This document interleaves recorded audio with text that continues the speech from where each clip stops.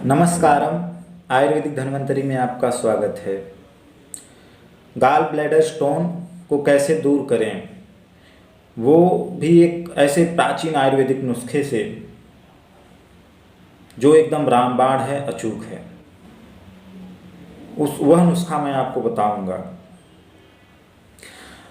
जिनको पित्त की थैली में अर्थात गाल ब्लैडर में स्टोन्स होते हैं, उनको राइट चेस्ट के नीचे दर्द होना, उल्टी जैसा लगना और सुई चुभोने जैसा दर्द होना और कमर की तरफ पीछे साइड में भी दर्द होना, ये सब लक्षण रहते हैं। तो मैं आप लोग को निस्वार्थ भावना से, जन कल्याण की भावना से एकदम अचूक नुस्खा दे रहा हूँ, क्योंकि यह कहा जाता है कि गाल ब्लैडर के स्टोन का एकमात्र उपाय है, उसका ऑपरेशन एलोपैथ में यही बताया जाता है, पर यह बिल्कुल गलत है। आज मैं आपको गिलोय के प्रयोग से इसका 100% रिजल्ट देने वाला, 100% ठीक करने वाला उपचार बताऊंगा। पथरी, गाल ब्लैडर की पित्ताशय की पथरी गल के निकल जाएगी। सिर्फ आपको 3 दवाएं चाहिए इसको दूर करने के लिए। 25 ml गिलोय स्वरस या गिलोय का जूस 25 ml लेना है आपको। 50 ml जैतून का तेल, इसके साथ में आपको चाहिए 50 ml नींबू का रस। आपको इसको दिन में 5 बार पीना है। इतना ही औषधि आपको 5 बार रिपीट करना है। जैतून का तेल अर्थात olive oil, extra virgin olive oil भी आप ले सकते हैं, अच्छा रहता है। और जिनकी पथरी 5 mm तक की है और सिर्फ 2-3 पथरियां हैं 5-5 mm की या इससे छोटी, उनका मात्र 1 सप्ताह में ही पथरी गल करके निकल जाती है। और जिनका 5 mm से ज़्यादा है पथरी, माने 5 mm से बड़ी पथरी है और 4-5 पथरियों से ज़्यादा संख्या में हैं, 10 पथरियां हैं, 20 पथरियां हैं, ज़्यादा संख्या में हैं, कभी कभी पूरी पित्ताशय में पथरी भरी रहती है, पता ही नहीं लग पाता है कितनी पथरियां हैं। तो इस स्थिति में उनको इसका प्रयोग लगातार 1 महीना करना है। फिर से मैं आपको रिपीट कर देता हूँ। 25 ml गिलोय स्वरस, 50 ml जैतून का तेल अर्थात ऑलिव ऑयल और 50 ml नींबू का ताज़ा रस। इतना औषधि आपको दिन में 5 बार लेना है। साथ में पूरे दिन आपको सिर्फ आप क्या पी सकते हैं, आप लौकी का जूस पी सकते हैं, किसी भी फल का जूस पी सकते हैं, एकदम पतला छाछ पी सकते हैं दिन भर, और सेब का जूस पी सकते हैं, अनानास का जूस पी सकते हैं। इसके अलावा आपको दिन में कुछ भी नहीं लेना है।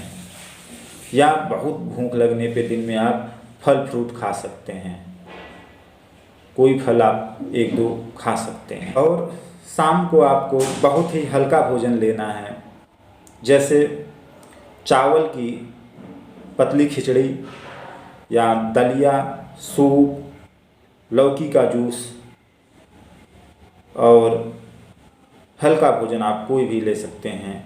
भर पेट तो भोजन आपको नहीं करना है,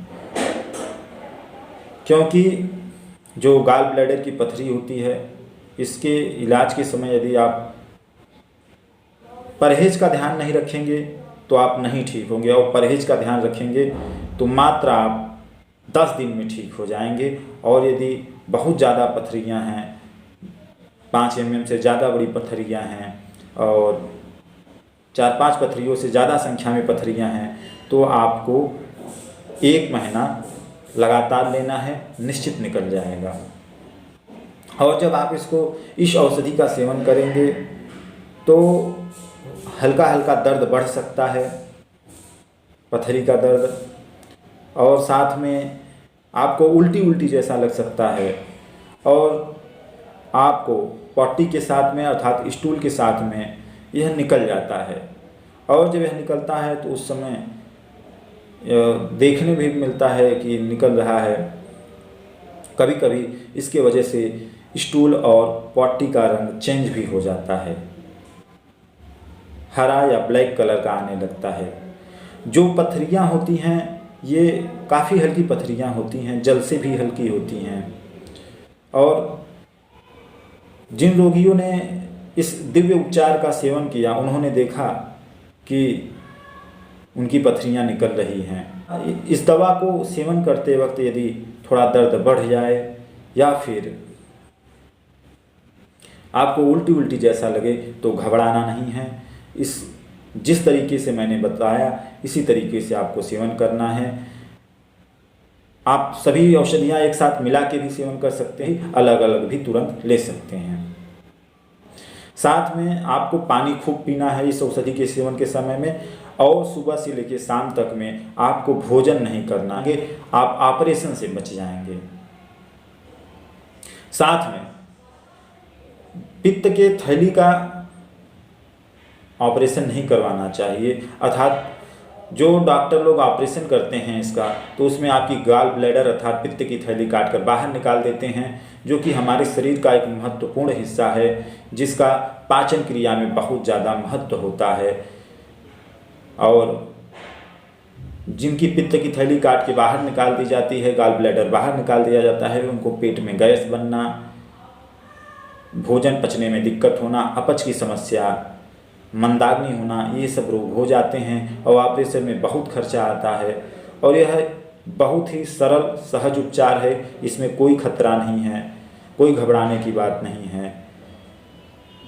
तो जिनको बहुत ज़्यादा अभी समस्या नहीं है वो उसका प्रयोग जरूर करें, और जिनको डॉक्टर ने बता दिया है कि नहीं आप 1-2 दिन में ऑपरेशन करवा लीजिए, 1 हफ्ते के अंदर ऑपरेशन करवा लीजिए, नहीं तो आपकी पित्त की थैली में इन्फेक्शन हो सकता है, बहुत कोई बात हो सकती है, तो ऑपरेशन करवा लें।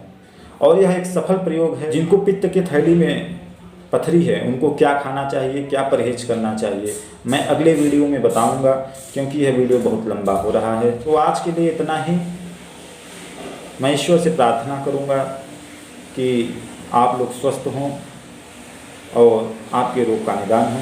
आपने अपना कीमती समय दिया, इसके लिए आपको बहुत बहुत धन्यवाद।